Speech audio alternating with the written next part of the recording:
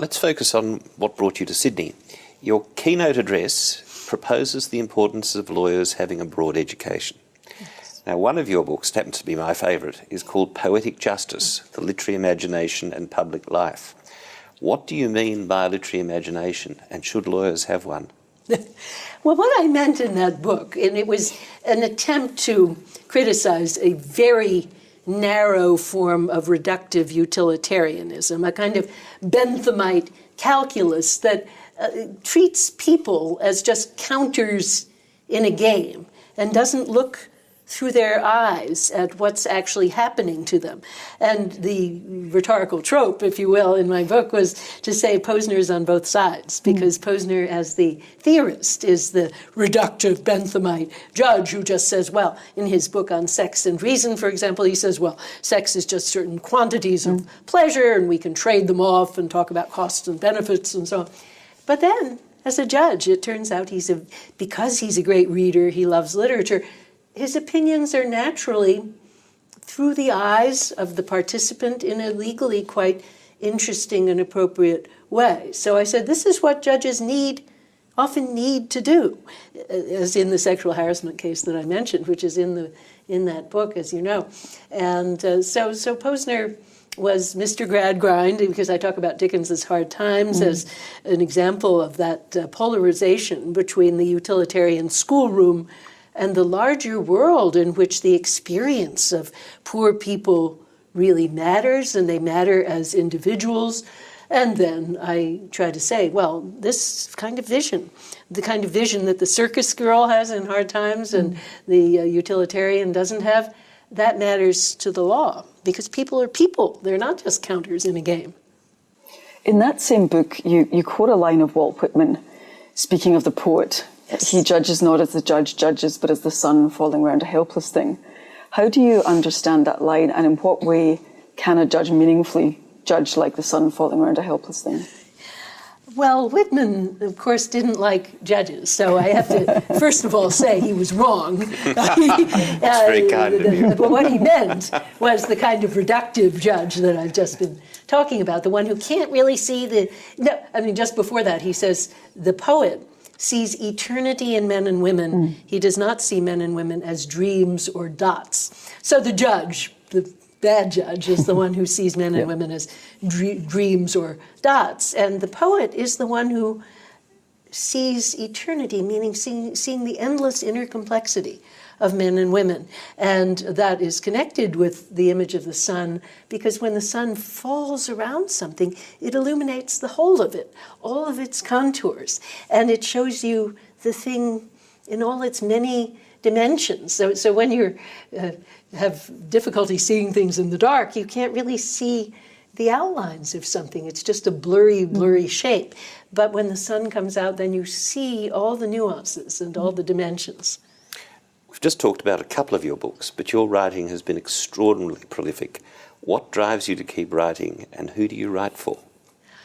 Well, I love writing, and I'm so lucky to be in a place where I get lots of support for my work and great students who stimulate me with tough questions, but also my beloved skeptical colleagues who tear my manuscripts apart and maybe help me put them back together again. And even since I've been here in Sydney, I got a long email from one of my conservative colleagues saying, well, I have new thoughts about your manuscript. And he says, I want you to take this example out of the preface and do this and do that.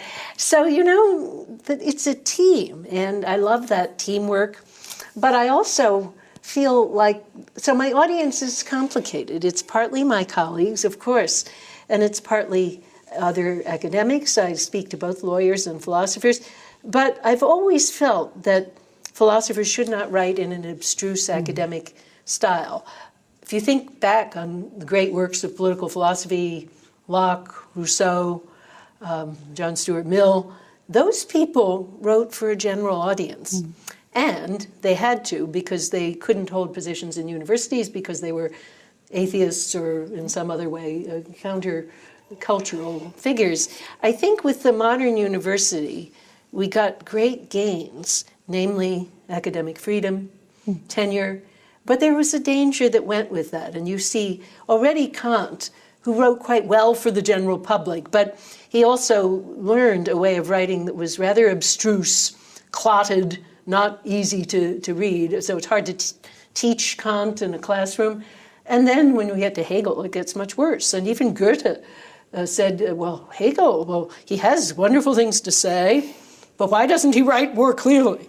So I think we have great dangers when we write in the academy, and we're protected as we are. And there's no reason why doctors, lawyers, judges, but also undergraduates of all kinds shouldn't be able to read a work of political philosophy. It's political, so they better read it because it's meant to be influencing political choice.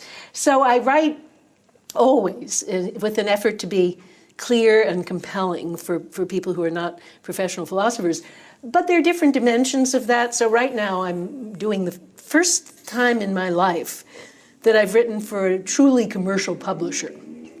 Usually I publish with a kind of more public arm of an academic publisher, but this is a truly commercial publisher, and I got quite worried about that because I didn't know how the editor would react to this. But I did try to explain myself a little more, and I had to restrain myself from engaging in debates that were purely academic.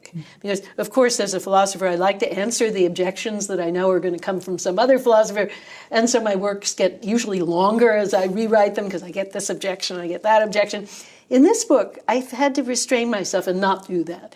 And so we just have to hope that the philosophers will know I've got a trick up my sleeve and I can answer them if they ask me the question. But I've tried to be very, very clear and to talk a lot about examples that matter to people, historical examples often, personal examples sometimes, but to speak as a human being and let people know who I am and what I'm feeling. In my chapter on hope, which of course unlike the Greek philosophers, I think hope is kind of the flip side of fear, and the very same uncertainty that you could view with fear, you can also, if you just shift your focus a bit, you can view it with hope.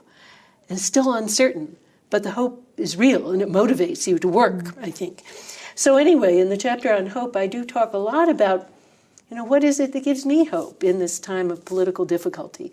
And just give some examples from my daily life, like going to temple and having a debate with my cantor and so on. And it's just an attempt to reach out to the public and say, this is who I am and these are the things that matter to me.